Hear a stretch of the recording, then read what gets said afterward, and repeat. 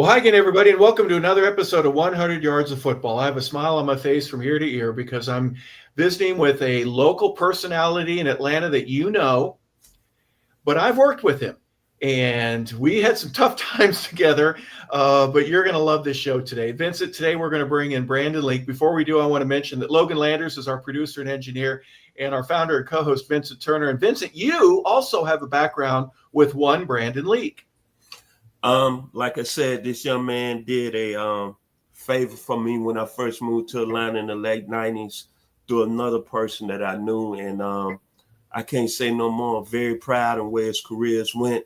He's one guy that you can't take it away. He shows everybody if you put the work in, God has a plan for you. And that's why right now, I don't care what nobody say.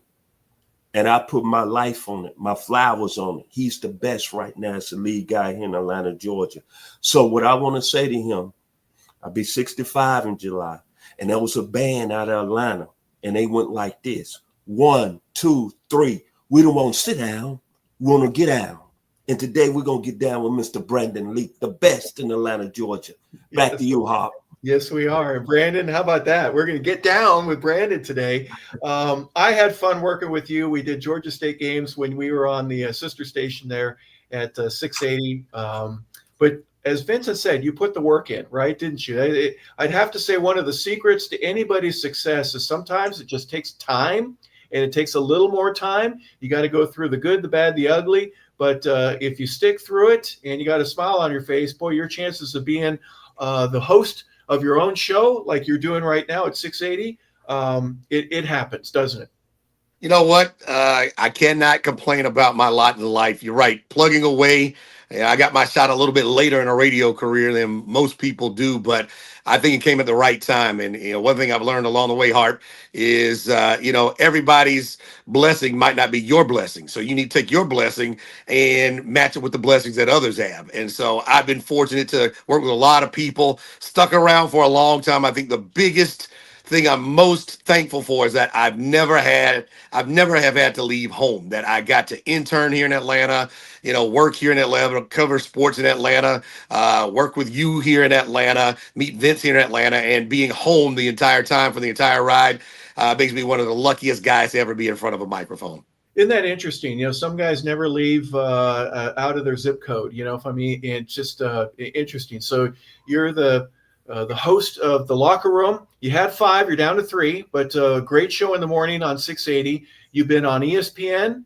That's a neat little thing that we're going to talk about that and how that's expanded your role there. You've been broadcasting games as either the color, the play-by-play, or even an analyst, right? Just going into the locker room and interviewing everybody here in Atlanta. You said so many different things, but let's just start at the beginning, if you don't mind. When did you know? When did you have an idea that something in your head was going, I think I can do this.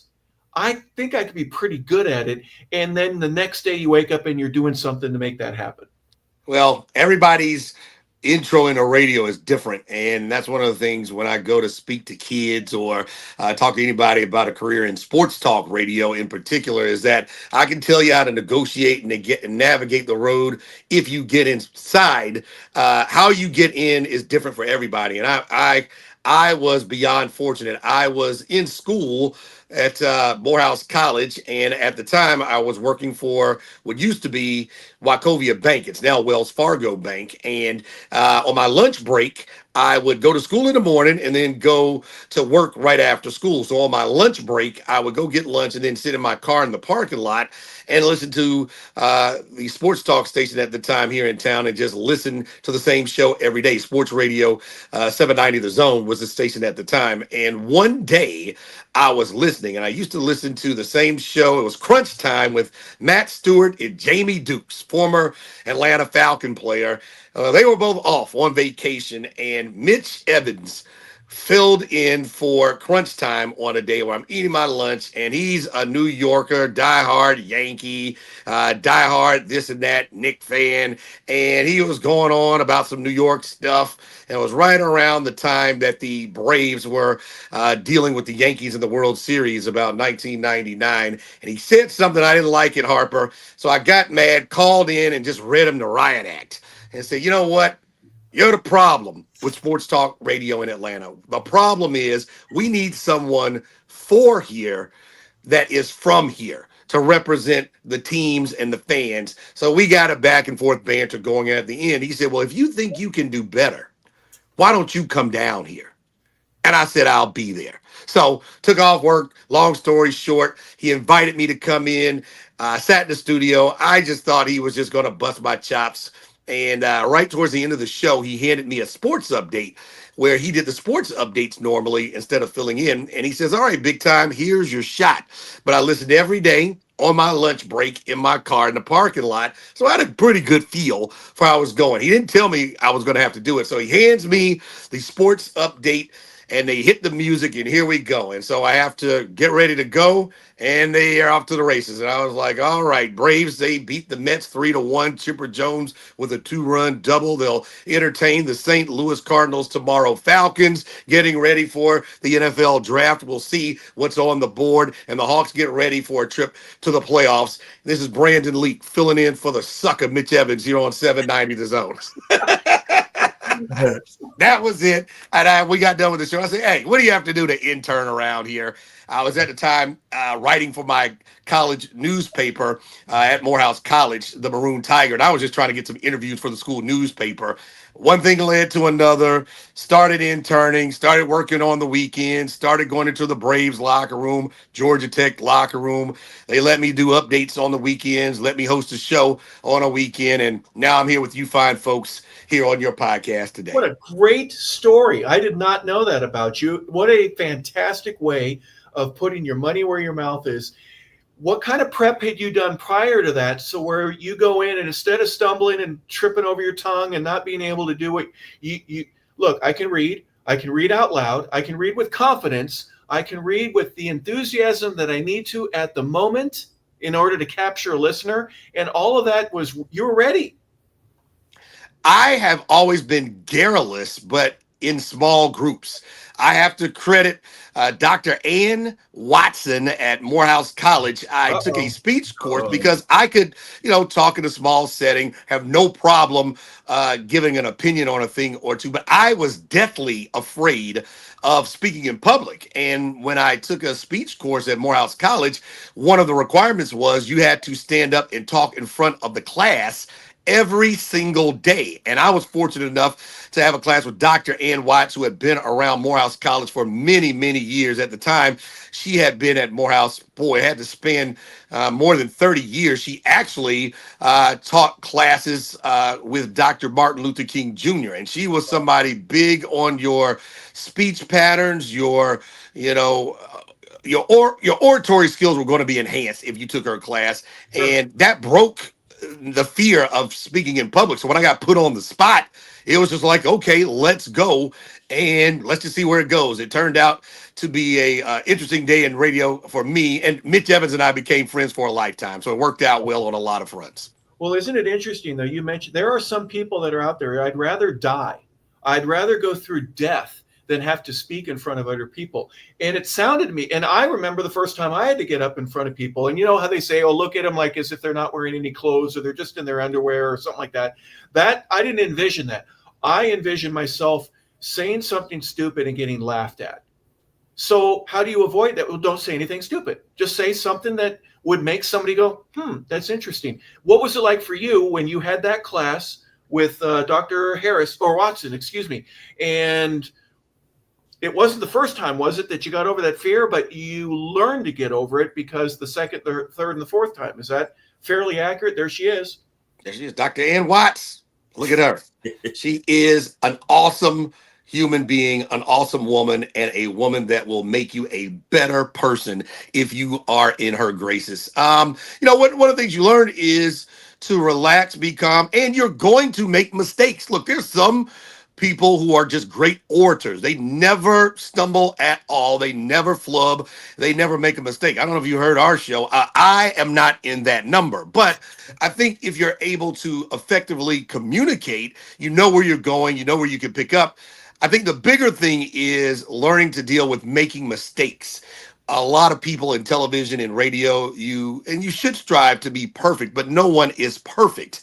And trying to do your best all the time is one thing, but trying to improve upon what you did the day before is another. So you're going to make mistakes, move forward, and just don't do something that will cost you another opportunity if you do make a mistake, is the way I've operated. So that day, I just was so surprised and shocked, and I guess maybe it was just ego, because I was sick and tired of the rantings of Mitch Evans and his New York Yankees talking badly about Chipper Jones and the Braves.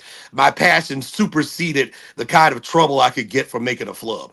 All right, let me follow up with that one, because Mitch gets up there, and I get it. I've been here in the Deep South long enough to realize that no one here wants to hear the New York or the Chicago or even the California guys only talk about their team. You've got to mix it in the right way, and he didn't. So he touched a nerve with you that said, "That's it. I don't mind talking about the Yankees, but I don't want to talk about them all the time." And is there a truth in that? No matter what it was, there was a nerve that was hit that affected you. I'll talk about the Yankees. Don't you tell me that I need to talk about the Yankees. Is there a difference? I think one of the things I have learned, and Mitch Evans should have known better, is that when you sit in front of the people in a city, you are a servant of information and a servant to the community. If you have the access to go into a clubhouse, if you have the access to make phone calls to people behind the scenes, if you can talk to players and coaches and general managers offline, even if they deserve criticism, what you don't do is sit before the people you are serving and talk about what's going on, the inner and outer workings of another franchise in another city. Sure, everything can be talked about in the world of sports. There he is right there. Everything can be talked about in the world of sports. When you sit in Atlanta, what do we want to hear? We want to hear about the Atlanta Braves. We want to hear about the Atlanta Falcons. We want to hear about Georgia Tech. We want to hear about the Atlanta Hawks. We want to hear at the time about the Atlanta Thrashers. We want to hear about Georgia Tech. Now we want to hear about the Atlanta Vibe, and we have a WNBA team as well now. And we want to hear about the Atlanta Dream. Talk about what people who spend time, money, and invest their emotions in around here, and then talk about things that are going on elsewhere. That's my opinion, and Mitch Evans should have known better.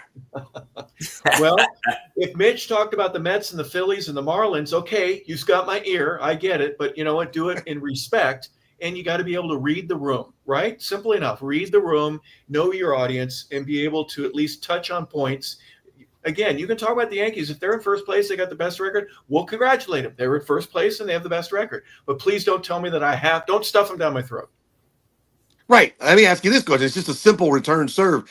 Do you think right now in New York that the Yankee radio stations are talking about the 3-run homer that Sean Murphy hit on his first swing for the Atlanta Braves to power them to a 2-1 record at home? The answer, Harper and Vince, it is no. No. Okay, so why do you think the people in New York want to hear first right out of the rip about what's going on down here? And why would you think folks down here want to hear first thing out of the mouth what's going on up there? You need to serve the community. All right, I'm going to serve back to you. Would Dave Cohen ever in his life want to talk about Georgia football and give the score of their game if he was on the air with Georgia State? Yes or no? You see our partner, the Iron Panther. Boy, I got to tell you, Dave Cohen is one of a kind. And when you talk about being all in, being passionate, being a graduate of Georgia State, a student who really did a lot of work behind the scenes, been on the broadcast team before there were radio partners and TV partners and ESPN games.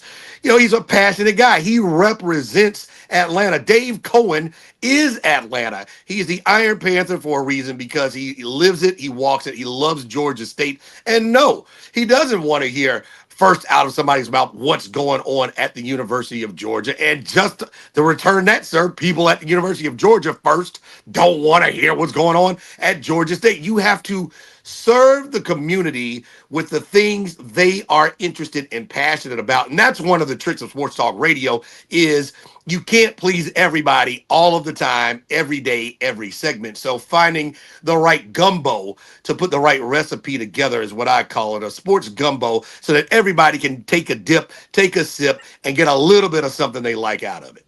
Well, we're talking to home team Brandon Leake, and it's a shame he doesn't have any passion. There's how many times does he return serve? How many times have you had to talk about his favorite band, not yours, Kiss, on the air, Brandon? How many times has that occurred? It's more than he's over 40, 50, 60. I have to get the number. Do you know the number? It's Yeah. over 60 times he's Yes. traveled to see Kiss. So he's all in. A passionate man is what he is. And he shows just as much passion for the band Kiss as he does the Georgia State Panthers. It's crazy. Hey, did you develop a passion when you were at Dunwoody High School for sports? Was that where it first began? Was it watching women's volleyball or girls basketball, or was it the Friday night football? Tell me a little bit more about how it started for you. It's funny because my father, he liked sports, and he was my brother and I'm a year and a half older than my brother. So every year in Little League, one of us, I would advance and my brother would stay down. Then one year we'd be on the same team. Okay. But every other year that one of us was not together, my father would coach one or the other. So we started off playing baseball at Exchange Park over in Decatur, Georgia, off of Columbia Drive.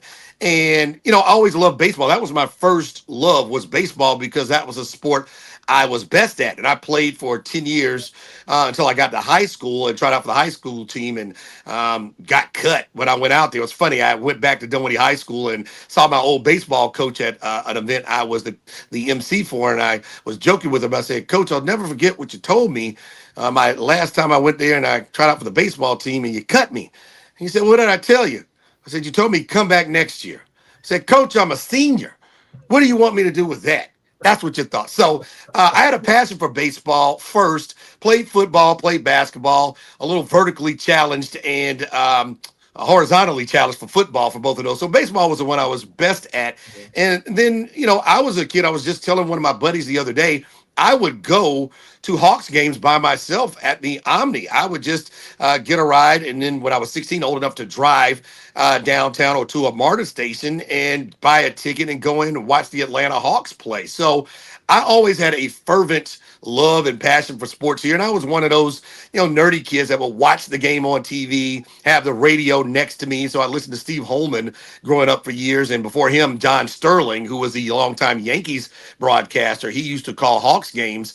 And so it started off organically and just stuck with me throughout the course of my life, where I've just been finely tuned to care more about our teams here than sometimes people care about other things. And it's not a bad thing to wake up every day and now get to serve the Atlanta community, covering the sports and the teams that you grew up and loved. Yeah, there's so much there. And Vincent, Dunwoody High, I mean, there's some big names that came out of Dunwoody, aren't there? Oh, yeah.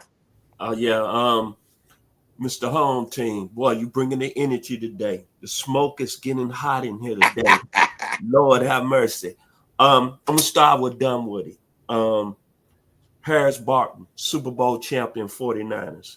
We talked about Mr. Bashir, played in the 901, my hometown, the University of Memphis, Indianapolis Colts. But I want people to know why this gentleman is very successful. Ryan Seacrest. Yeah. He's doing the best at any level on ABC. So I'm asking you, the water over in Dunwoody must be right. It must be good. Right.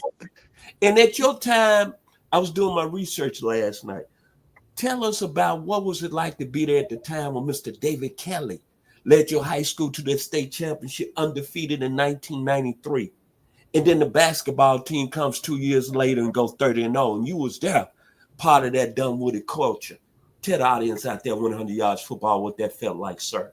Well, I was part of a program at the time. I grew up in DeKalb County in Decatur, Georgia, and they had a program at the time.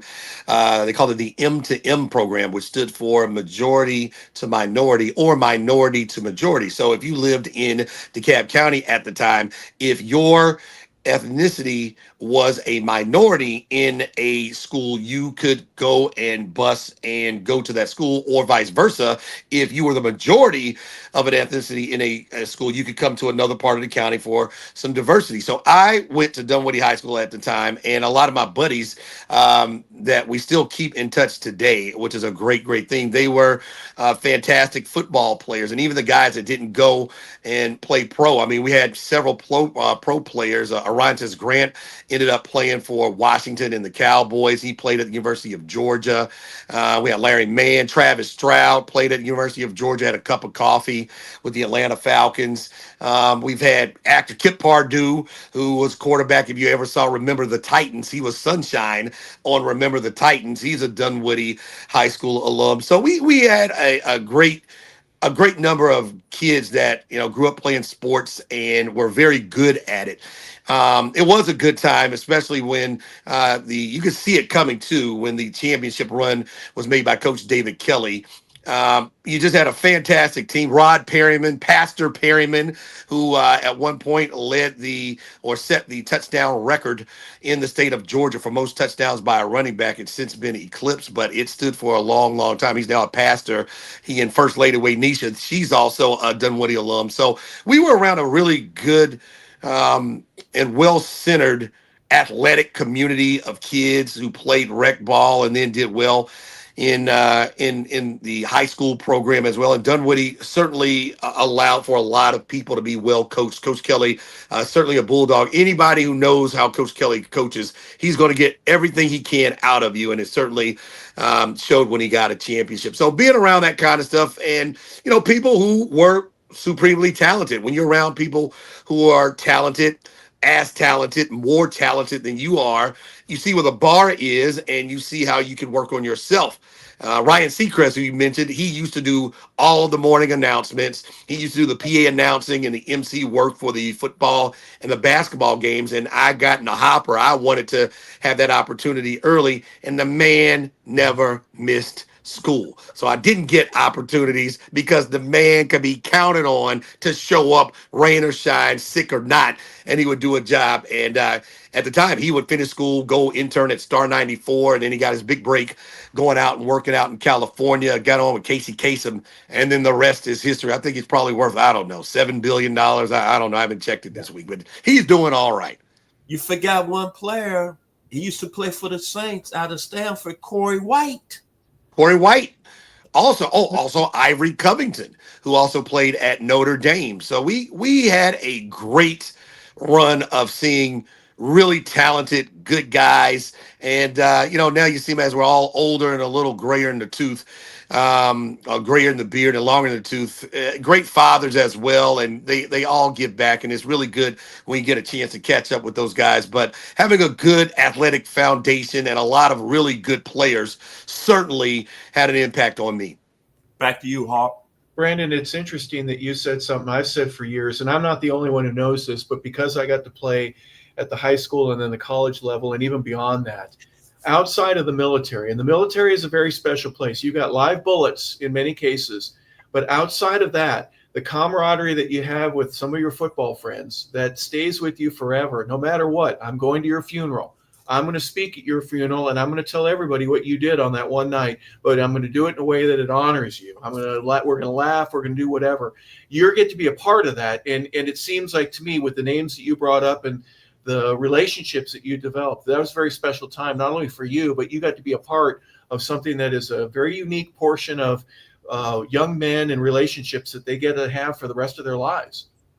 I really think, Harp, 70% of what everybody has in them, and a lot of times what they turn out to be is environment. It really depends on the environment. You could have great parents, you could have a lot of things set up for you in your start in life, but your environment has great, tremendous impact on who you are, how you manage relationships, when people in life move on and you still keep things together. Watching my father be a coach and how he coached other kids the same as he would coach his own sons, that has a big impact on you. So yeah, the camaraderie that you have with people, what in the locker room, which, that's the name of our show on 680 The Fan, Morning Drive, 6 to 10 in Atlanta. The locker room, we treat it as such as a brotherhood, and it's a brotherhood for life. And as you guys point out, start off at 5, now it's 3, and we're all going to be brothers for life because of the things we have to go through in radio, and everybody's walk in life is different. But when you all have a common goal that has to be achieved, you build bonds that are unbreakable sometimes in sports and in radio. Well, and especially with the success of your show, I've heard it been put this way. Boys need to win together in order to become friends forever. Girls need to be friends first, and then if they win, then that changes the relationship too. Now you can criticize me for putting the gender and stuff like that. And I've asked more people about that, and they go, you know what, that makes sense. But for guys to be together, and when you win together, even if you lose, if you're together, that makes a difference. But you don't have the same relationship if it sucks, the whole experience. You're not going to get back together again to celebrate that. But if you go through it together, all this tough things, and you're able to win enough to where you go, you know what, it was worth it. You get to be friends for life. And it sounds like you got to experience a lot of that, and still do. That's the fun thing, I guess. So you still get to mention all these great names that are from your past, and you do it with fondness. We can tell. Yeah, it's a lot of fun. You're going to have ups and downs in life, in careers, in opportunities, in money, and business opportunities. And, if you make good decisions on who you choose to be around, and when you're around people, make good decisions on how to manage those relationships, you're not going to, love everything about everybody every single day, but you can like them and you can love them for a lifetime if they're good people. Hey, did you have a 4.2 GPA with all the extra credit and all that getting to Morehouse? Is that how it happened? Because you were so smart? No, I actually had remedial classes on the way in with some of my test scores. I did end up my first 2 semesters, just missed out on the 4.0, and I missed it by a tick. I got an A- in a history class, and then tried to negotiate, go over the test scores, go over the percentages with my history professor. Say, hey, you get this, it's a 4.0. One thing about Morehouse College, you won't get anything. Everything is earned. He said, I earned the A-. And so I had to go with the 3.98 or 3.99 the first semester. But no, I came in on a thank you, Lordy track, and I was able to, parlay that into meeting some fantastic people and some relationships and opportunities that have clearly and without a doubt transformed me as a man. All right. So what hurt more? Not being able to do the morning announcements because Ryan Seacrest was doing it, or the 3.88994 that you got there at your GPA because you earned that A-, which was hurtful. That was hurtful. That was a pill, because I was going to take that, put that in my hand, and then take it back to my mom and dad's house so they could put it on their fridge like you were in the 8th grade, and just came up a little bit short. But the lesson we learned: you don't have to be perfect to retain information or to be good or great. And so, it's nice to be perfect, but I wasn't perfect. I didn't earn perfection, so I got what I earned. Man. So what I'm hearing is that, every time on the radio, when you introduce an ex-Super Bowl champion, an ex-World Series, he's an Olympic gold medalist, you do that. And for you wanted to say, I am a 4.0 graduate, but you can't say it, right? I didn't get to win the gold medal. Vincent, you didn't win a gold medal. Will never be introduced that way. And Brandon, you will not be introduced as a 4.0 student. Man, such is life. I'll have to endure and carry forward.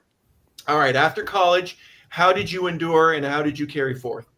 After I got a chance to start working in sports talk radio, as I got more and more opportunities, it required more time. So there were some sacrifices I had to make, because I don't know if you know, Harper, when you start off in sports talk radio, they don't pay you $13 million a year. You kind of on the free plan, and then you work your way up from there. So I was working 3 jobs if you include radio. I was doing radio, I was working at the bank, and I was DJing on Friday nights at a bar in Marietta to help just pay the bills, keep some cash. DJ Home Tizzle, the man with the sizzle, is what you were getting on Friday nights. Sideline Sports Bar and Grill. I forgot that you were Home Tizzle. I know you spun the records, man, but that's okay. Hey, they paid cash. Didn't have a problem with that. But that was the name. It stuck, right? It got you spinning records, didn't it? It got people on the dance floor. I actually got my nickname when I was interning at 790 The Zone, I had amassed a great deal of jerseys when I was in high school. And so at the time, I could still fit on them, not the case anymore, but I could wear a lot of jerseys that I had acquired in high school. And I had a number of Hawks jerseys and Brave jerseys and Falcon jerseys. And one day I was interning, and Steak Shapiro looks over at me. He said, "What are you wearing?" And I say, "It's a Scott Hastings jersey." He said, "Who in the world has a Scott Hastings jersey?" Scott You do. Hastings doesn't have a Scott Hastings jersey. You No do. more. It's home team moving forward. And I kept the name ever since. Wow. So how old were you when you had the conversation with Mitch and you called in and you said, I can do this job? How old were you? I was I 20? So you 24. No, I was grown because I was my initial plan was I was going to school, working at the bank to be a sports agent. That's what I wanted to do. And wow. it just took a different path. So I was 20, early 20s when I started. I want to say I told you I'm not a math guy. The numbers don't work. Yeah. They were like 24. So I was a little late in the game. I didn't You go were right out of high school, right you out were of out college. of Morehouse though. You would finish graduated with your 3.987 Well, and or 3.897, whatever that it was is. just the first semester. Oh, well, okay, but still, so there was a little bit of a transition there between Morehouse and you finally getting the internship at 790. But you had other things that you were doing. You said you wanted to be a sports agent, so law school was going to be a part of what you were. Did you ever talk to anyone about that? Because that's like what Yeah, everybody says you got to do. that was my track. I was going to finish Morehouse and then go to law school. And, it's one thing leads to another. Had radio fizzled out, or maybe it had taken a little bit longer, or opportunities didn't come as quickly as I thought, or as they did come. Who knows? Maybe I just would have said, all right, let's put the kibosh on this, get into somebody's law school, hopefully become a lawyer, and see what avenue that would take me. But, I was passionate enough, I think good enough. My dad is old school, so he wanted me to finish school. He wanted me to go to law school. And while I was interning, he just said, how long are you gonna keep with this radio stuff? This radio stuff, you got to think about long term. And, as I kept gaining opportunity and moving up the ladder, I told him, I said, look, I might have it. I think I've got a little something here. I just need a shot. And then I was able to convince him. I got a chance to take him to dinner one day after I had a chance to do afternoon drive one day. And I told him, I said, Daddy, I'm getting requests, and I'm getting bios, and I'm getting resumes from people who graduated from USC and Syracuse and Notre Dame, and they're sending me their resume to get a shot to work in radio. So I think I have something here, and I'm okay with it. And he said, you know what? You are. And that was some validation there.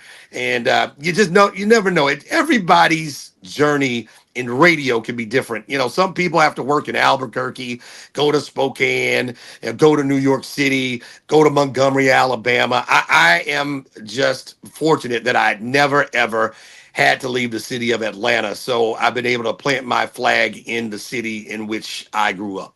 Yeah, and as you mentioned earlier, you know what? Hey, this is my city, my town, my team, and I don't want to talk about your other team. You put your money where your mouth is. The next thing you know, someone says, "All right, kid, let's see what you got," and you've been able to do it ever since. When you first started on the air stuff, what was the most difficult thing for you to progress to? In other words, I don't know how to get this guy to be on the show that I'd want. I'd love to interview him, but I don't know how to get him. There's a lot of things that you had to figure out. Did holding a mic in the locker room and getting a player's comment, did that really begin to build your ability to establish relationships and ask meaningful questions and get people to say something that you knew that you could get out of them in a way that other people don't?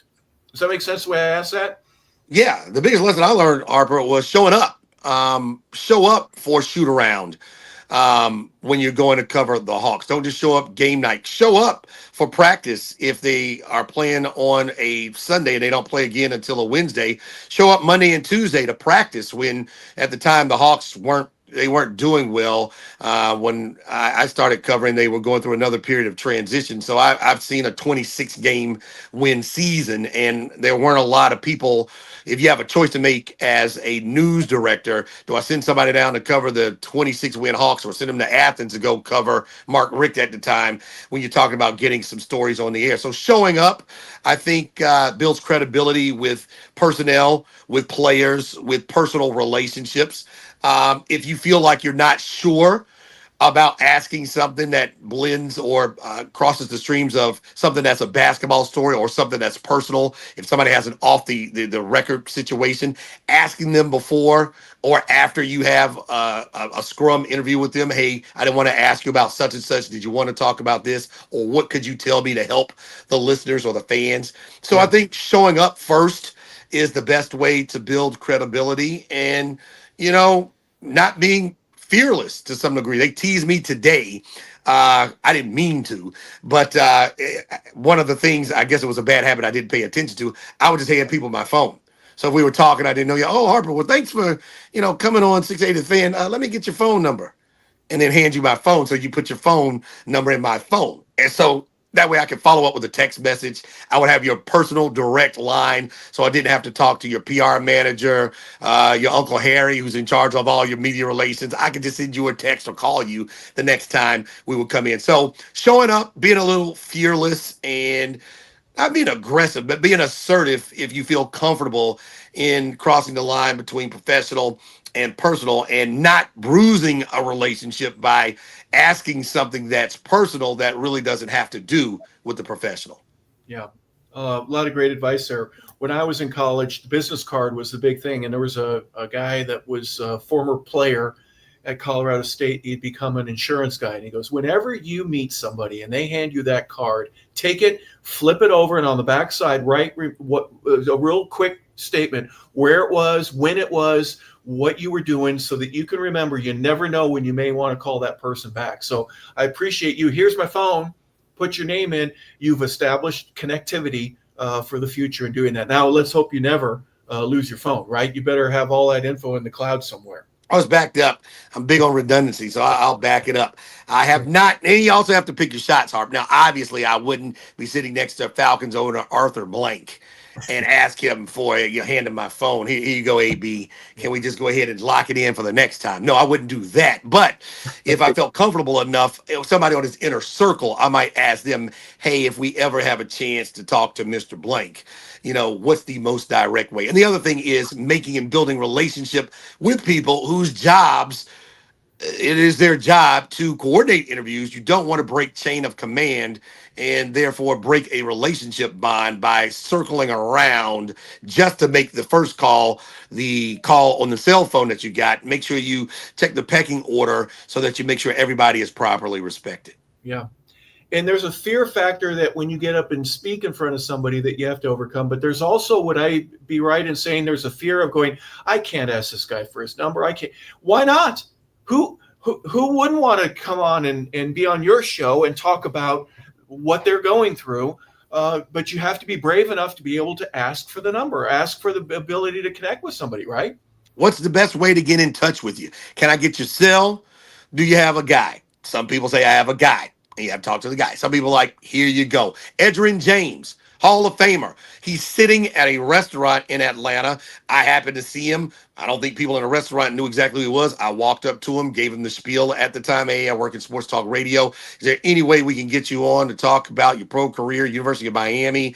What's the best way to get in contact with you? He said the best way to get in contact with me is call me. Gave me a cell phone number right there.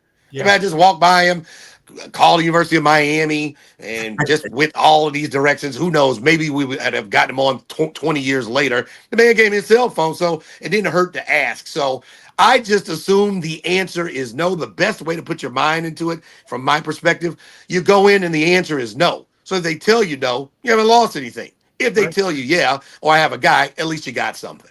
Yes, you do. Now, when you got Edgerrin, did John Michaels forever get mad at you for being able to get that number before he could? My man Johnny Michaels, 305's best. We used to work together and did many a show on the weekends at 790 The Zone. Now we're brothers in the locker room. I'm sure him being a diehard Miami fan, and he's done radio in South Miami as well. I'm sure he probably already has Edgerrin James's number. But yeah, something like that would have put a smile on his face. Does he have any room on his body for the tattoo of Edgerrin James next to Not all the much. other Ibis and you and all the Not other? much. You got rings, you got Miami, you got Sebastian Ibis, you got the U. He's run out of real estate, Harper. He really run out. has. He's got to grow another foot in order to be able to put Edgerrin's thing in. Vincent, I've been taking up the conversation. Please, I know we threw in. Before we do, we'll go to Vincent next. Other than Scott Hastings, what other jersey has gotten you in somebody's mind going, what the heck are you wearing? Where did you get that? I've got a Jamie Dukes jersey. I have a Bill Fralick jersey. My Deion Sanders jersey I still have from high school. Hawks jerseys. I have Antoine Carr, John Concack, Doc Rivers. I wish I could get in my Doc Rivers. Just a little bit too spongy on the sides and in the middle now. Hard to get in that one now. But Brave jerseys. I have Andres Galarraga. I have a Chipper Jones jersey. So I just collected guys that I liked, Jason Terry, guys that I liked. I would get their jerseys. I do have an unofficial standing rule. I don't buy a jersey or get a jersey from a guy who plays in Atlanta until he's been with the team for 3 years. Give me 3 years. Let me see who you are. Let me see who you're about. You don't even have to be the greatest player of all time. Let me see what you're doing for Atlanta, and then I'll see about running a credit card for your jersey. Have you had anyone sign the jersey and therefore you're never going to wear it again because it's worth a little bit more to you?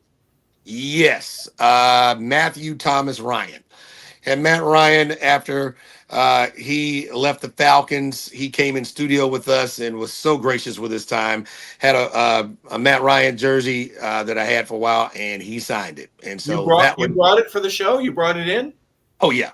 He signed that, and I had a helmet. He signed those, and those will be properly protected and adorned for a while, as long as I'm upright and I know who I am. Hall of Famer? Without a doubt. Best player in Falcons history. Should have won a Super Bowl. Coaching staff lost it. In my mind, he's a Super Bowl winner. Almost. Well, like Steve Bartkowski, like Tommy Nobis, like Jesse I have a Tuggle. Bartkowski. I have a Tuggle. Because he played for the Falcons, will that be a detriment when it comes time to vote? I think he will be able to supersede that. I've said, and it's funny you use Jesse Tuggle. I use Jesse Tuggle as my example when you have a great player. I believe if Jesse Tuggle had played for the Steelers or for the Giants, he'd be in the Hall of Fame. If he's with the Raiders, there's no doubt, right? No doubt. You know, so yeah, I think that could be a thing. But I think Matt Ryan and Julio Jones, because they were dominant, they were relevant, they were respected, they were marquee players, they were in big games, they went to a Super Bowl. I think those two guys will be Hall of Famers, and they will earn it on their merit as Atlanta Falcon members. Yep. All right, Vincent. Mr. Leak, I know one of your favorite movies is The Gladiator. Oh. And I can see now how your careers went. You fit the description of a gladiator. 2 questions I got for you. One, what kept you driving when everybody else is not around? And of course, people were doubting you. People were telling you was crazy. Let's keep it real today. But I just want you to tell the world out there, if you stay true to yourself and follow your dreams, things will happen. Then my second question. The top 5 athletes, since you're from here, you put Matt Ryan up there as a Falcon, Chipper Jones, Evander Holyfield, Dominique Wilkinson, Hank Aaron. My question today, and I've been laying on this question for almost 24 hours, what would have happened if that young man that was electric from Virginia, who used to have a dome rocking, if he wouldn't have got in trouble, what would have happened if Michael Vick would have stayed straight?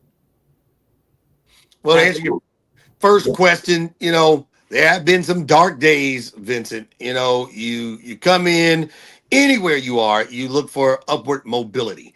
And so when you demonstrate that you are trustworthy, you are a person that can deliver, and a person well received, you would like to see that lead to the next step. And then when the next step comes, the next two steps to get to where you would like to be seated. And, you know, you can do everything right 1,000 times. People will remember the one bad thing that you did. So you're always on this mission to not make a mistake.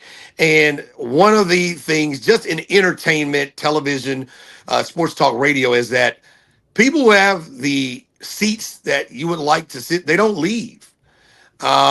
When people demonstrate that they're good, they are good usually for a reason, and they're good for a long time. They usually are revenue generators.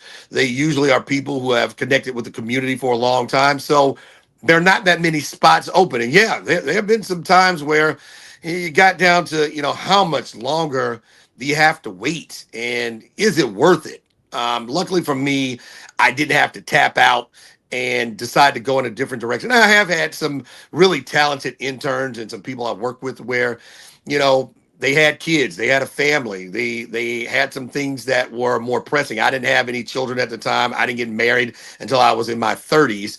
So I was, you know, kind of free to make decisions and have things only impact me. But I have seen people who have had to, you know, give up on the dream because the realness of the world and responsibilities as a man, as a father, really caught up. So yeah, there were some tough times. So having supportive friends, family, supportive wife, you know, people in your circle are telling you, you know, because, you know, sometimes people will tell you, you know, it'll be all right, I'll be all right. And maybe it won't be all right, but it's still good to hear that. So having a really good support system and just being open with the people who are the gatekeepers and getting good feedback. You know, look, do you see me here? Am I not ever going to have a chance to be on a midday show? Can I not do updates for the afternoon drive? Well, we can see, as long as they kept a little bit of a door open. That was the thing that kept me going. And I did have one guy, you know, he was good to me. He's passed away. He was an agent who represented a lot of people in town, and he gave me audience. And I do immensely, eternally thank him for that. Met him in his office. I just want to talk to you about, you know, the radio business, and I need some help. Maybe I need somebody to be an advocate for my interests. So I met with him. He gave me some really good information, some nuggets. And he did tell me something in his honest opinion. He said, I don't think you have what it takes to be afternoon drive or morning drive. And I am a competitor, a gladiator to some degree, if you will. And that always was like a rock in my shoe. And I was like, who does he think he's talking to? I don't have what. So he's passed away now. I wish we could get him to have a cup of coffee because he had a great sense of humor. But if he were here today, because I have done afternoon drive on 790 The Zone, the afternoon saloon with Chuck Oliver and Mike Bell, and now my pride and joy being on the morning show on 680 The Fan, home of the Braves, the Jackets, and the official sports talk station of the Georgia Bulldogs, I would tell him, or how you like me now. So you're always going to have doubters, critics, critiquers. Believe in yourself. Hold on. Move forward. Be good at something and be passionate about doing it. And who knows what windy road will take you to a destination you're looking for. Hey, Brandon, sometimes that chip on your shoulder is there for a reason, and it helps to keep you moving forward. Is that a fair statement with you? Fair enough. People are motivated, sometimes self-motivated. Sometimes people are motivated within groups. Sometimes people need just a little and that little can be the one thing that keeps you going. So that was a part of it. And then as far as your question about Mike Vick, yeah, I think it's just too bad. Whenever we talk about what could have been, my opinion of the Mike Vick era in Atlanta is just too bad. When you especially you see now where that he was the precursor for what the NFL is right now, a mobile quarterback who is able to have a cannon arm. And when you look at Lamar Jackson, you look at Josh Allen, you look at these quarterbacks that everybody wants to operate their offenses, and these coordinators who want to get their hands on them, it's just too bad. He was just He just wasn't mature, hanging around the wrong people. And he said this before, if he had to do it all over again, he would have listened, because there were a lot of people in the city, a lot of people in the Falcons organization who were just rooting for him and wanted him to succeed. And, sometimes, it takes a tough lesson to get you on the straight and narrow. And, one of the messages I try to tell young people is, you don't have to learn a tough lesson to be better for something. And unfortunately or fortunately for Mike Vick, maybe it saved his life, because had he not, had to sit down and go to prison and kind of control, alt, delete, reboot himself, who knows? Would he be, coming back to the league and get a $100 million contract? Would he be a guy who could be on Fox Sports and be a sports analyst? And now he's a head football coach. Who 20 years ago would have ever thought that would have been the tale of Mike Vick? But he kept pressing forward. How proud you been from the 404, January the 17th, 1999, when you saw people running around in Atlanta, the Falcons going to the Super Bowl. The Falcons going to the Super Bowl. I can't believe it. Help me. Help me.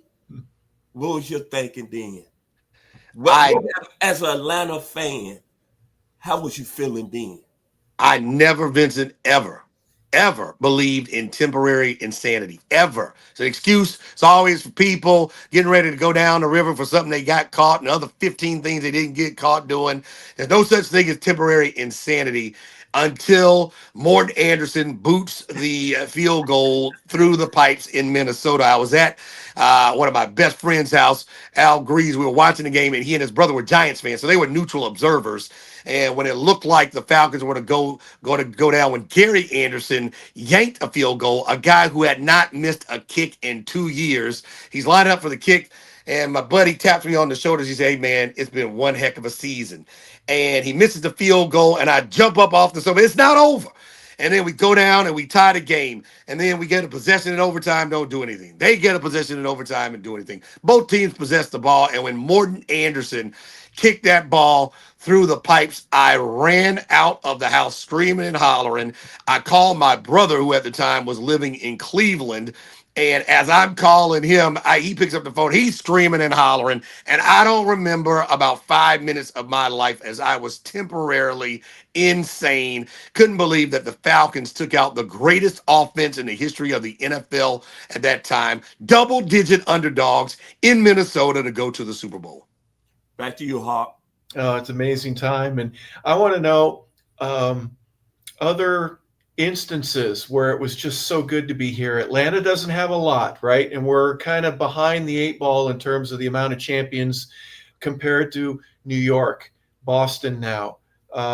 If you're hockey in Edmonton or anywhere, we don't even have a team anymore. We're probably going to get one, but basketball wise, we're not the Celtics, we're not the Lakers, but there are so many really cool moments.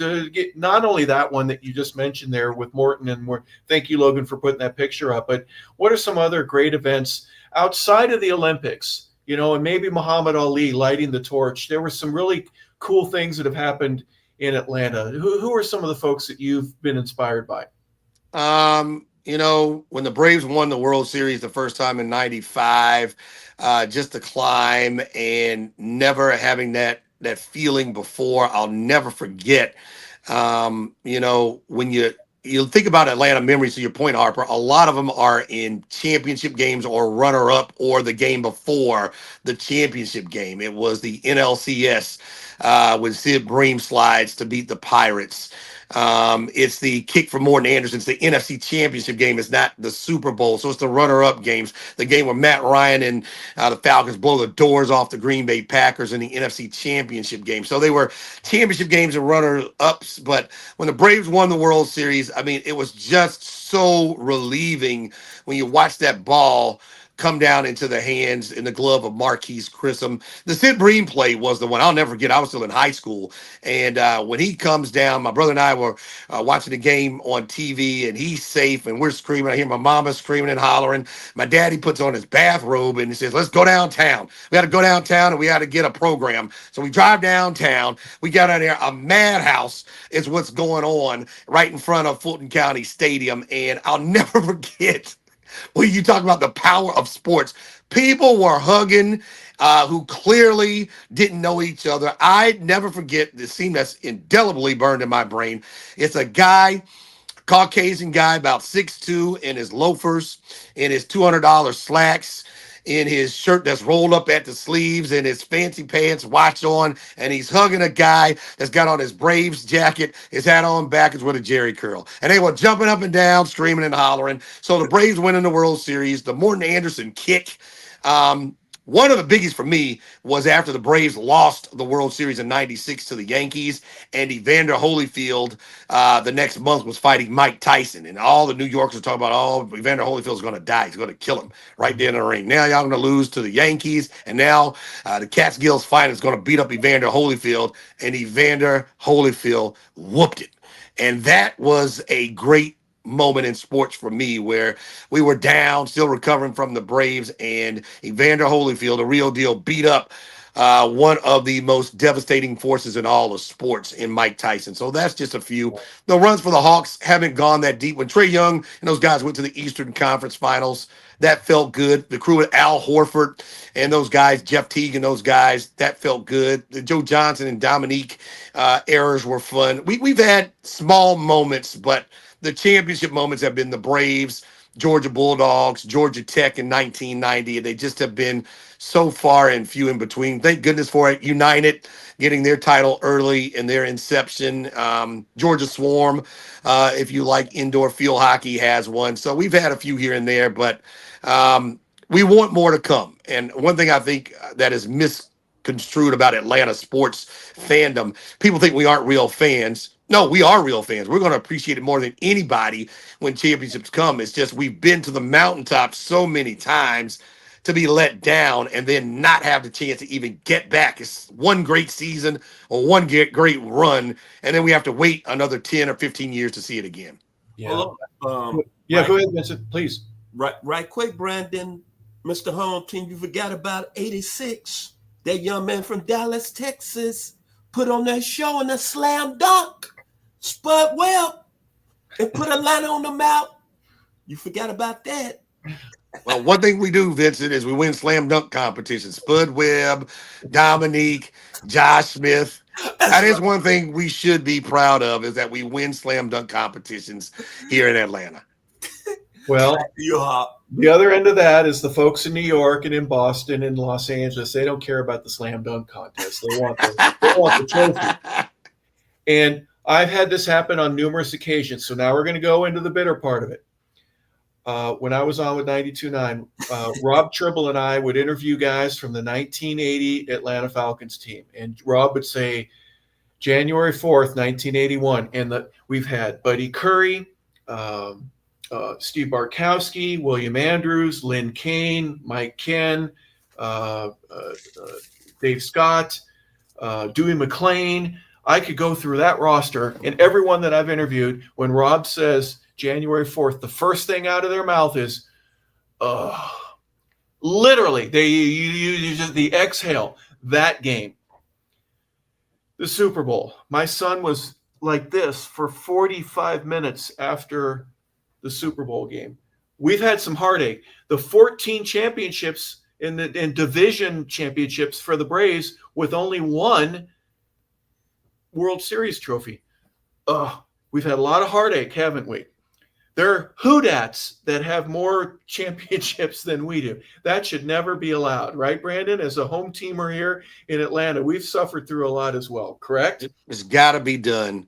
And I always tell people, I absolutely love the people from New Orleans. I love the city of New Orleans. I have absolutely no love at all for a New Orleans Saints fan. And for those people to be able to look at me when I'm in a checkout line at the grocery store with that stinking ugly fleur de lis on, and they have the ability to smirk at me while I have to wait for our Super Bowl to come, it does bother me to no end. And I want to see a Super Bowl. Hopefully, the only thing that would be better is catching those guys in the Super Bowl is to win one in New Orleans on their home turf. But I want to see a Super Bowl trophy raised by the Atlanta Falcons before I check up out of here, whatever that is, because those people who root for the New Orleans Saints cannot be allowed to run around, running off at the mouth and having one up on us for our lifetimes. They will always be able to say, we need to have two, Brandon. I'm going to self-correct and say we should have two of those just so that we can say, well, we got more than you. They'll always be able to say, well, we got the first. Well, the problem is next time we go to the Super Bowl, it's going to be more work than enjoyment because we had the party before the party. We were so excited about winning that Super Bowl against the Patriots. When we go the next time, every third down that's not converted, every time somebody gets a first down, we're going to be on the edge of our seats. It is going to be work. So hopefully it will be worth it the next time the Falcons go to the Super Bowl. Yeah, it still hurts to even talk about it. Oh, think about it. But still haven't watched that fourth quarter. Yeah. Why? Why would you do that to yourself? Yeah, I can't do it. Yeah, but you mentioned the Hawks. You know, them going into the Eastern Championship, they get swept. Doggone it. You know, we've talked about the Braves a little bit. I'm a hockey fan. I love the NHL. And we've gone through two teams here. And the Calgary Flames end up winning a championship, and they win the Stanley Cup within, 3 or 4 years of them leaving Atlanta. All those players were getting their kicks here in Atlanta, and we didn't get to enjoy any of that. It has not been an easy road to hoe. You've got all those jerseys, but you've only got the two championships. Thank God the Georgia Bulldogs were able to speak loudly enough to shut a bunch of people down, at least from the NCAA football perspective. Yeah, them going back to back, that healed a lot of old wounds for the Georgia man and woman, just for people who wanted to see a title from somebody around here. So the Braves and the Bulldogs right now, the class of college and the baseball world, and hopefully the Hawks can get together. I like what the Hawks have, the base ingredients. It hasn't been really a start over. It's more of a redo with Trae Young and Jalen Johnson and now Zachary Richer. And hopefully they can just add to that and we find more than just a run. Yeah, you would like them to go on a run, get out of playing tournaments, but hopefully they can put something together where this crew could be, the class of the Eastern Conference, 1, 2, or 3 seeds for the next 3 or 4 years and have a legitimate chance to go back to the Eastern Conference Finals. Could you imagine the NBA Finals downtown inside of State Farm Arena? This city would be a madhouse. Yeah, there'd be folks that are going, you're lying to me. I haven't been paying attention. My head's been in the sand for the last 6 months. But no way. There's no way Atlanta is capable of doing it. Now, you do some work for ESPN, and you mentioned earlier in the show, is anyone in New York talking about Atlanta right now? No, they're not. But so you got to keep, your comments in terms of, the national perspective. Yeah, we do have a team down here, but let's talk about Milwaukee or let's talk about some of the other places, and we'll give credit where it's due all throughout. There's a little bit of a balance that you have to have. You want to be a home team, and people want to talk about what's going on in Atlanta, but in the national perspective, we still haven't earned it, with the exception of what the Braves have done and with the Bulldogs in the last couple of years.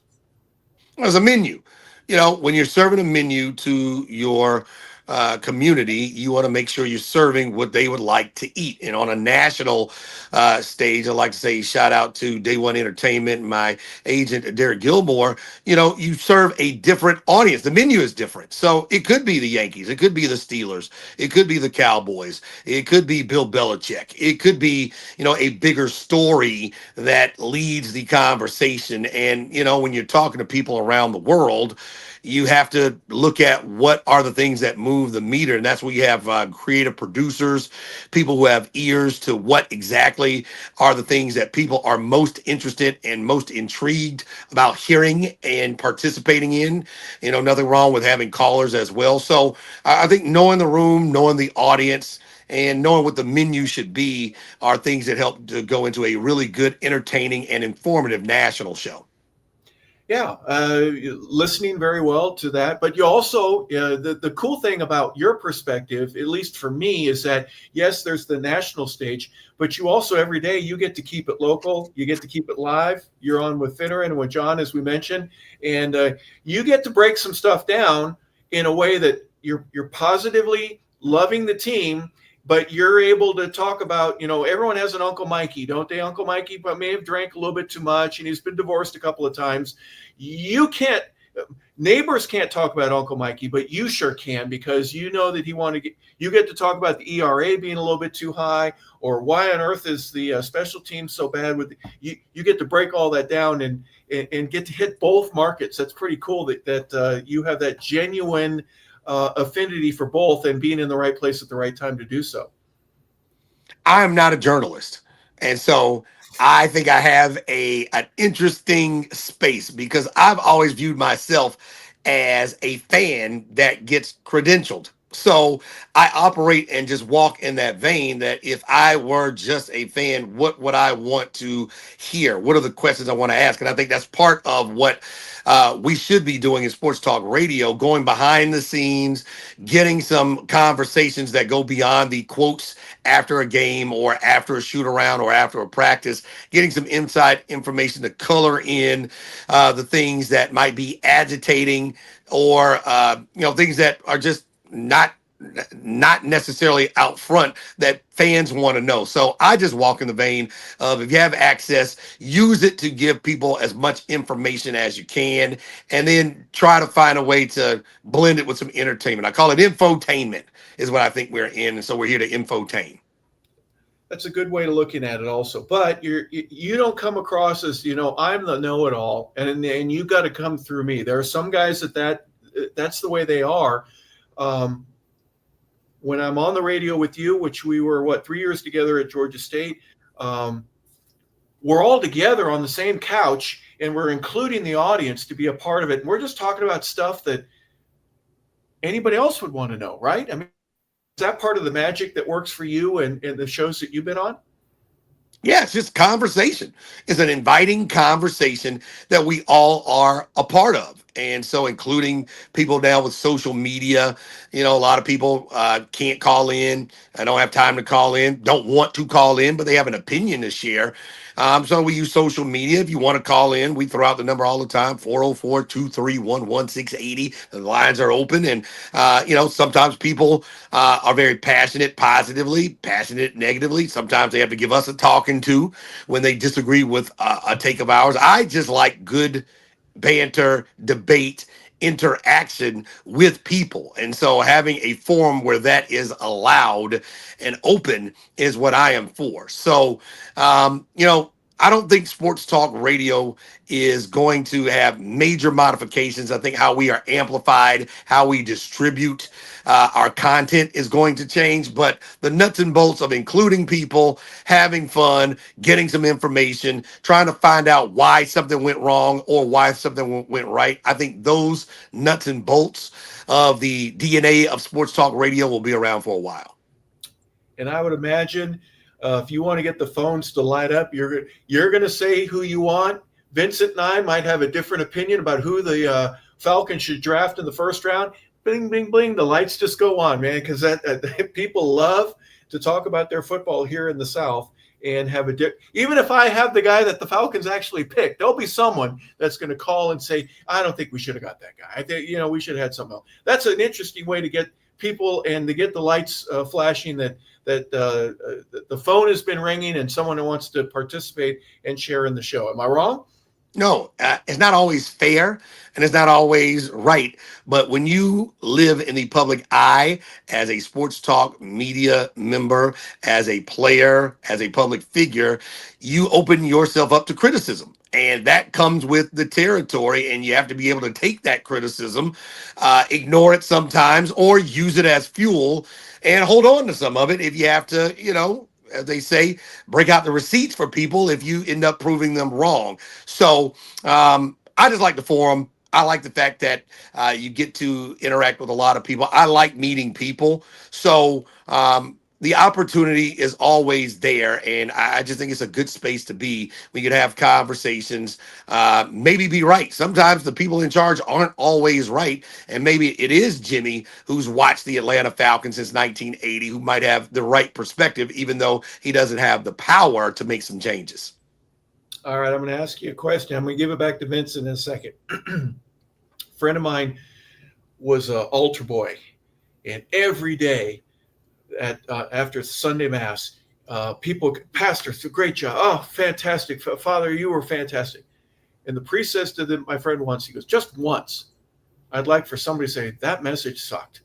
Because I don't always have a great message, but they honor me like that. Is there anyone that's ever come to you and go, doggone, you really ticked me off with that show. I didn't agree with you on this, and you suck. Have you ever had anybody walk up to you and just have the boldness to be able to call you out on a mistake that you made? Oh, yeah. At a game, I remember I was doing locker room reporting for the Atlanta Thrashers when they were still here in town, and two guys were heckling me and talking about how bad I was on my takes about the team, pumping gas. Always, if you ever hear me talking about gas station talk, I had guys, especially now, I think right now in the environment that the Falcons are in, it's Raheem Morris, his immediate family, his wife, and me, who are all supportive of Coach Raheem Morris. So anytime I say something positive about the man, or let's just give him a season 2, you can get a talking to it. I was pumping gas a couple of weeks ago, and a guy caught eyes with me. He said, "Hey man, are you home team?" "Yeah." "Hey man, does Raheem owe you money?" I was like, no, I'm just genuinely trying to give the man an opportunity. He went 6-3 and he didn't make the playoffs. We also saw Dan Quinn go 6-3, didn't make the playoffs, and then the next year he ended up going to the Super Bowl. Can we just wait a minute? And so, yes, people will call you out. I like the fact that you're listening and you're passionate enough to at least express your opinion, even if we're pumping gas. Yeah. And sometimes they need to pump the brakes. Vincent. Since we are talking about the Falcons and Raheem Morris, let's go and get to the real topic today. The draft in 2 weeks, home team, Mr. Lee. Michael Penix, is he the next star in Atlanta? And with that pick, your opinion, you being an Atlanta fan, you loving this city, who do you want the Falcons to take in what position? I would like the Atlanta Falcons to take an edge rusher. And if he's there, if Jalen Walker is there, now you see he might move up. He might not be there, so be it. But I think he's the best player that the Falcons should take. You want somebody mean, somebody who can get to the quarterback, somebody who doesn't care about pushing after the whistle. And I think he is that. If not, the Falcons need to address the pass rush. They just have not, in the annals of their history, been able to draft generational pass rushers, and it's way past time for them to do so because they don't have many assets. They only have 4 picks now, if you don't include the compensatory picks. You might have to logistically think about moving back, Vincent, and maybe getting an edge rusher and maybe a safety in the second round. But if you're there and you're picking at 15, they need to take an edge rusher. So, is it Jalen Walker? Is it going to be Mike Green?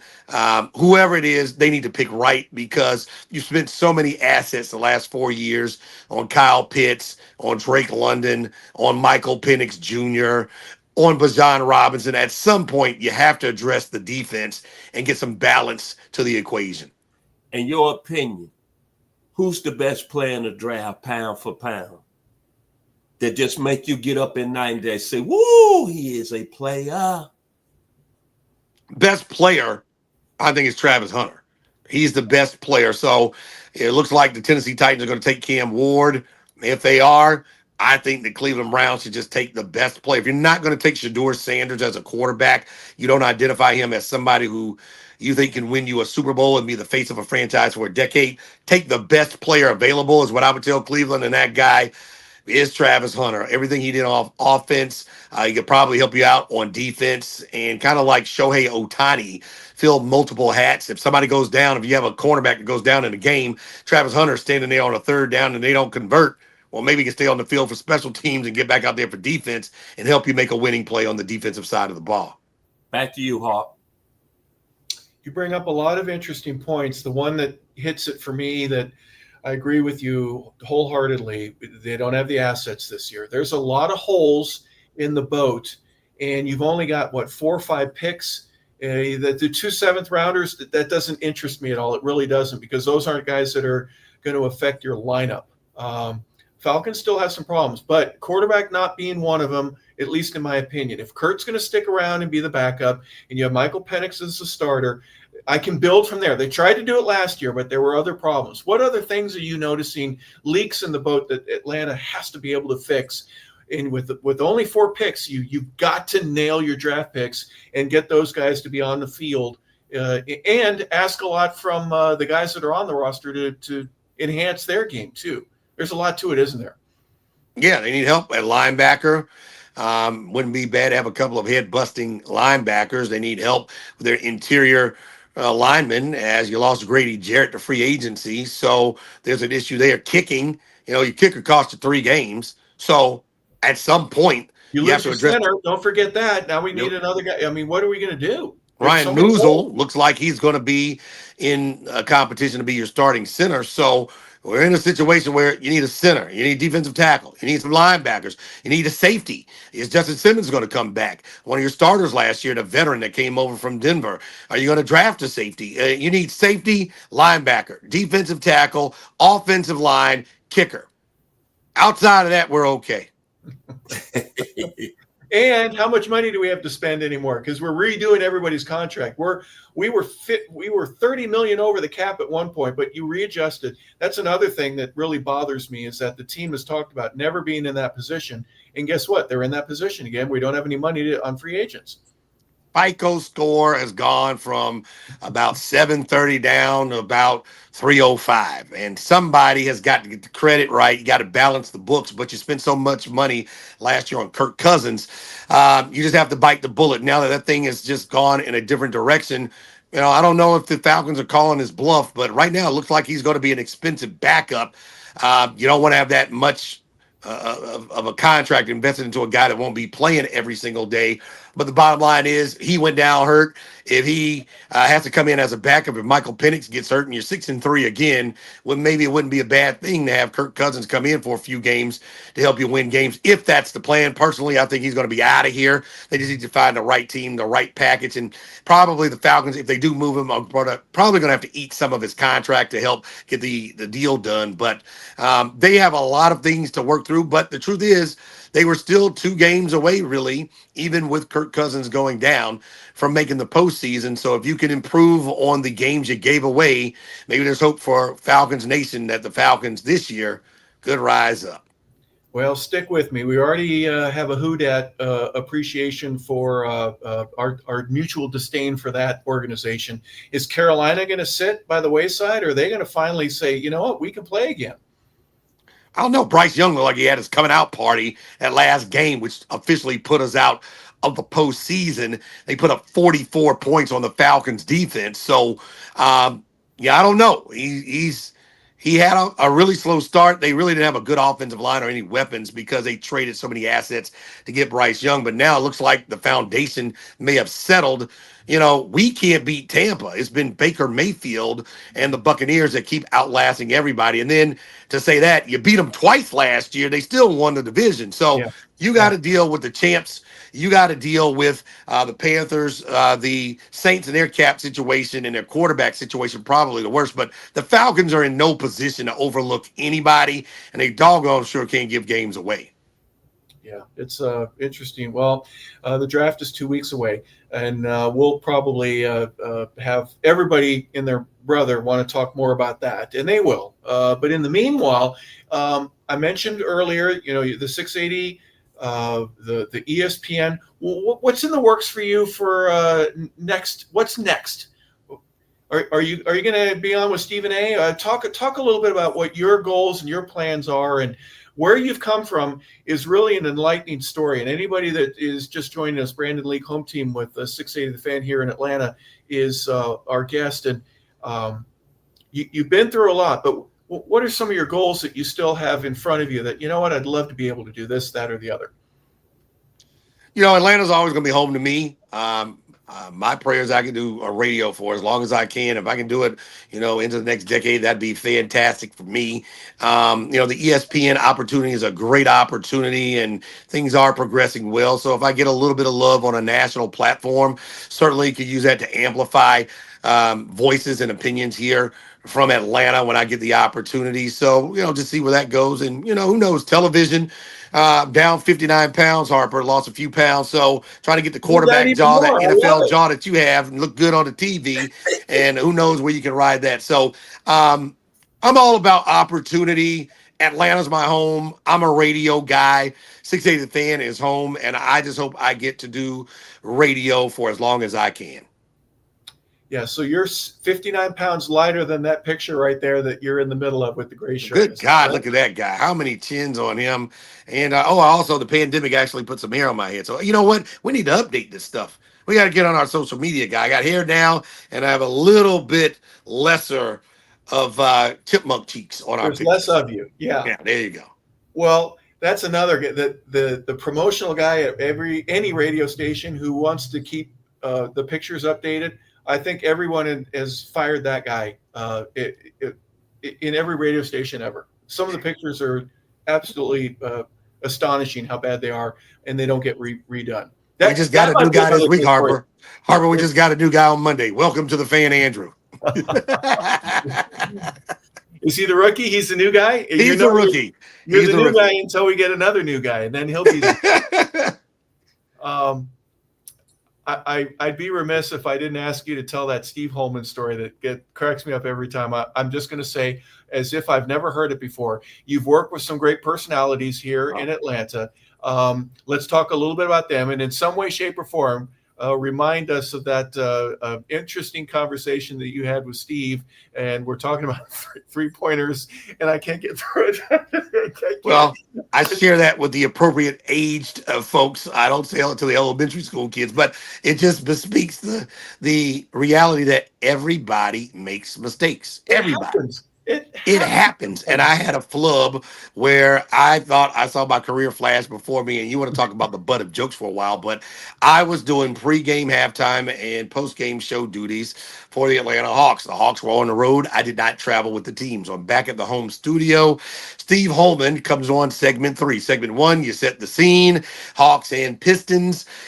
Coming from you, Detroit, here on the Hawks Radio Network. Segment 2, you break down what's going on, go over some of the sets. And in segment 3, we bring in Steve Holman. Well, he's waiting in the bullpen. The legend, Steve Holman, the legendary voice of the Hawks, the Iron Beak.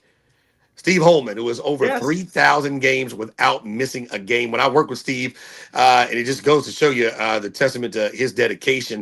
When you talk about things that happen in your life, weddings, funerals, sick kids. He unfortunately lost one of his sons, passed away in funerals, and he hasn't missed a game in 3 generations. So I missed one game, and that was because my grandfather died, and the funeral was on a Saturday, so I could not miss. So I missed one game in my 4 or 5 years with Steve, and he hasn't missed one game in 30 years. He truly is a testament to taking a job, being committed to it, and following through. So I have him on segment 3. Whatever year it was, the Detroit Pistons, one of the best, I think they were the best 3-point shooting team at the time in the league.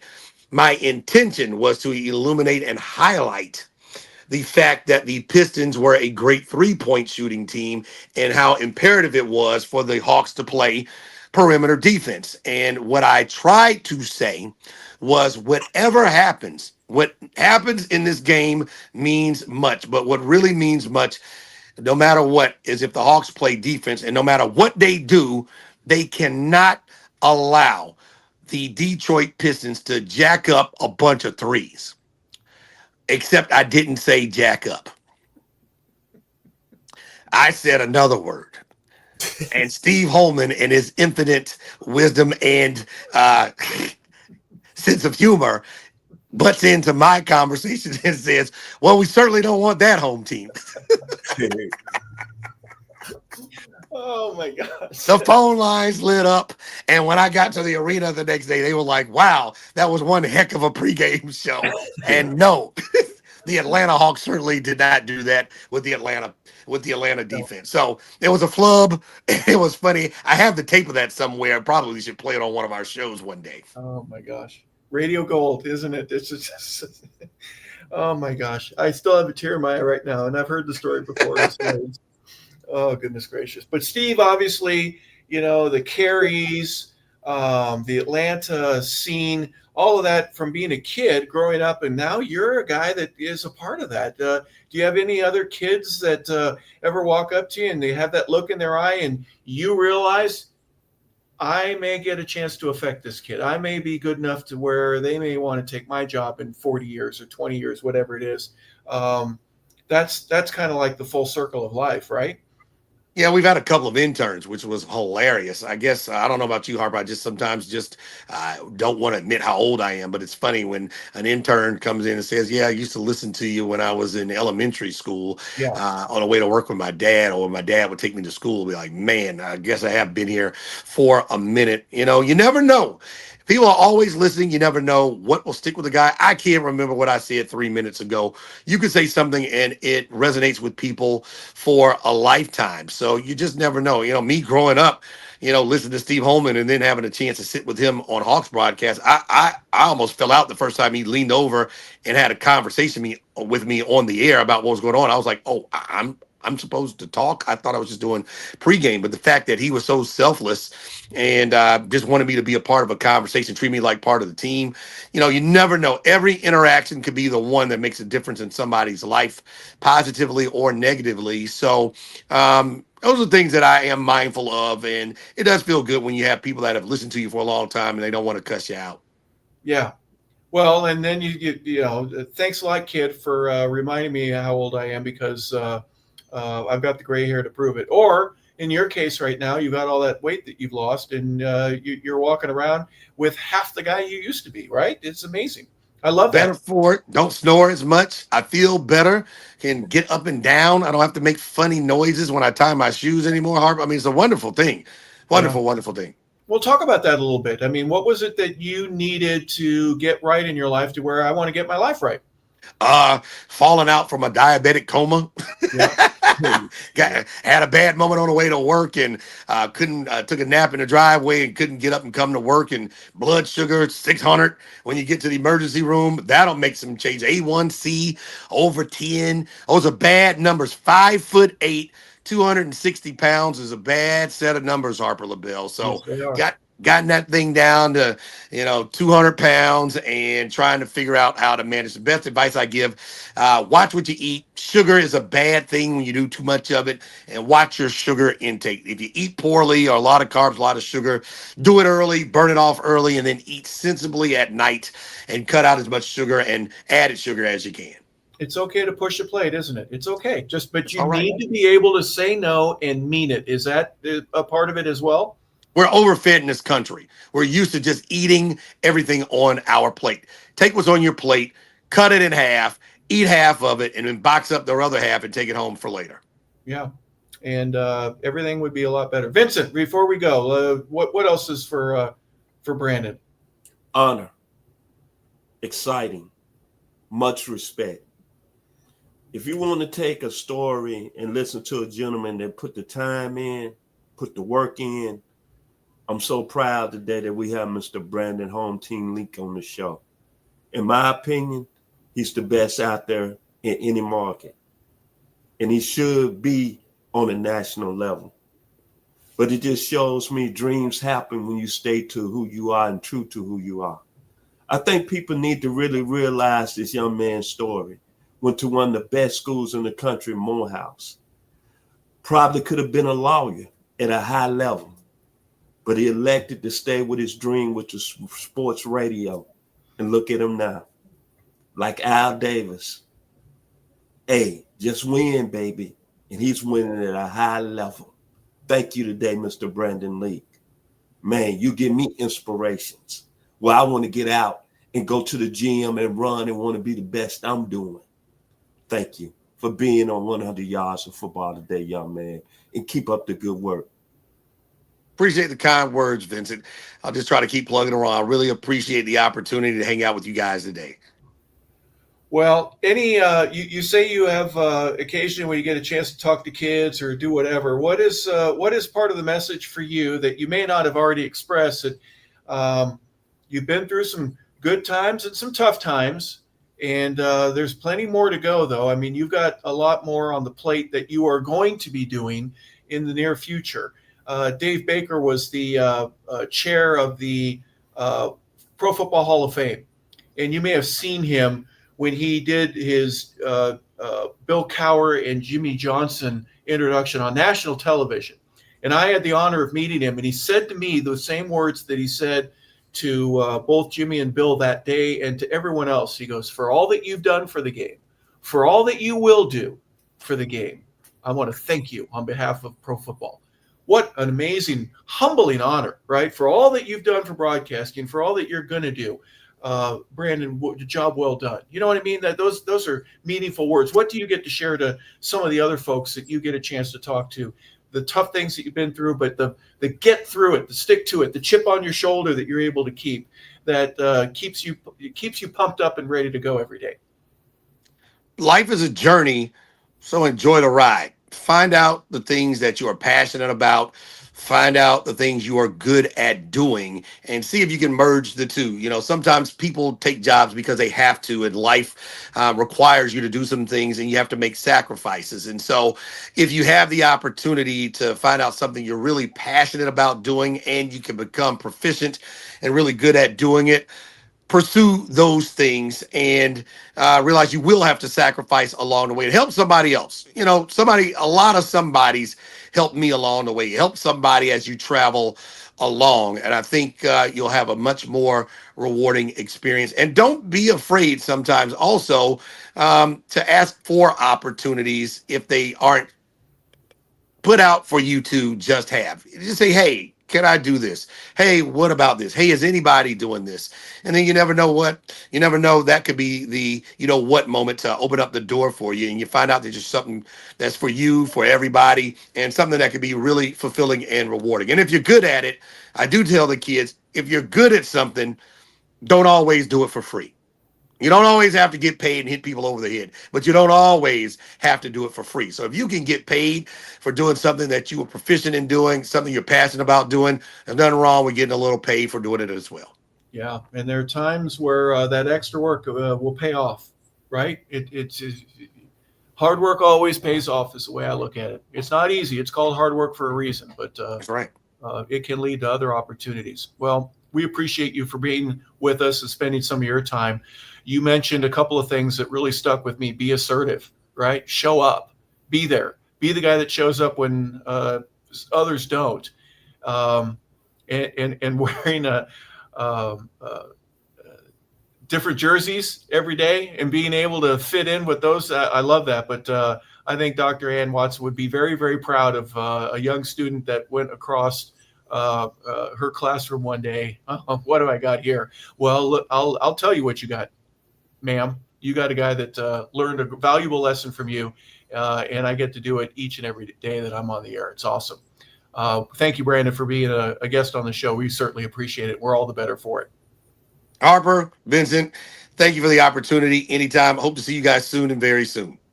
Well, we want to thank Brandon for being a part of our show today. This has been 100 Yards of Football, and our special guest has been Home Team Brandon Leake. For Vincent Turner, our founder and really the leader and co-host of this show, along with Logan Landers, who is our producer and engineer. And thank you, Logan, for putting up all those slides as quick as you have. We thank you for tuning in today. Have a fantastic rest of your day.